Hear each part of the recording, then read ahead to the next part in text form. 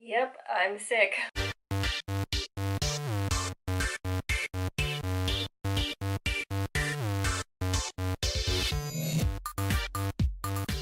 Hello, my literary geeks.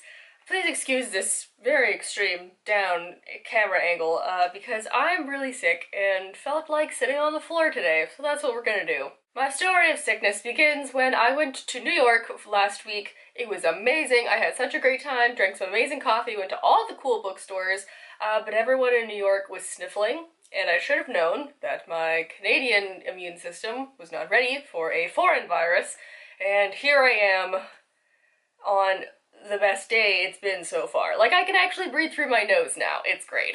Small victories. And because I have been sick, I have been staying at home in bed doing an awful lot of homework and an awful lot of reading. So I thought today I would share with you some books I've read while I've been sick. The first book you will recognize if you follow me on Instagram, shameless plug, because I took a picture of it in the middle of Times Square, and that is Wild Card by Marie Lu, the sequel to Warcross. Warcross was a bombastic, fast-paced, Japanese set virtual reality type book that I really enjoyed. I thought it was really fun, and this was an amazing sequel. I know my enthusiasm is probably not coming across as well because I am sick, but oh my goodness, I love this book so freaking much. I give it a 5 out of 5. There were some amazing twists in it that I absolutely loved, and just an amazing world that Marie Lu created. Like, this would look incredible on a screen. The imagery in here is perfection. A book that I did not, unfortunately, like as much as I thought I was going to is Dance of Thieves by Mary E. Pearson.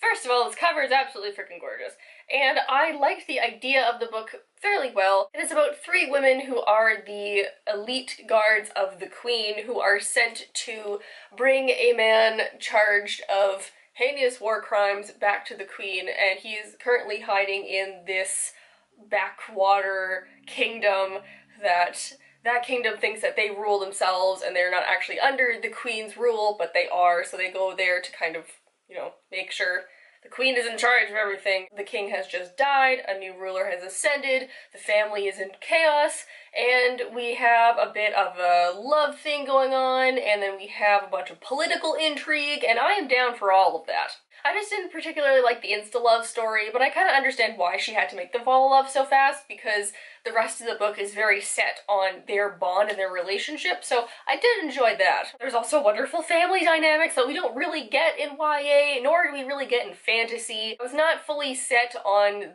the political team, though, because some of it was kind of confusing, and also the end was a bit strange. I mean, you'll have to read it and see if you like it differently, because I would not recommend this book. And then on the plane home, where I was also sick, which, by the way, do not recommend traveling while sick. It's not a fun experience. I finished If We Were Villains by M.L. Rio, which is a new release about a bunch of Shakespeare college students. With the mysterious death of a classmate, a Shakespearean tragedy occurs on the pages in the real world as we try and figure out what happened to this classmate, why they died the way they did, alongside them trying to perform all of these plays, perform in real life, and perform at a school play level. Social political ties that I thought was really interesting, and as an ex-theater student, this was really fun to read because I also did a Shakespeare play, which was an interesting experience, and how their roles in the plays translated into their roles as part of their friend group in real life. This is a regular adult fiction, and I really enjoyed reading it. And lastly, I have just started Sea Fire by Natalie C. Parker, which is off to a promising start. We have a group of female pirates trying to exact revenge, and the world is like a little steampunky, I think. So far, I'm only a couple chapters in. There's a bunch of like sisterhood bonds, and then there's a bunch of piracy and some cool like gun show fighting stuff. And then there's a couple of mysterious boys who I'm not sure whose roles are going to be in the remaining pages. I'm optimistic at this point. So there you have it.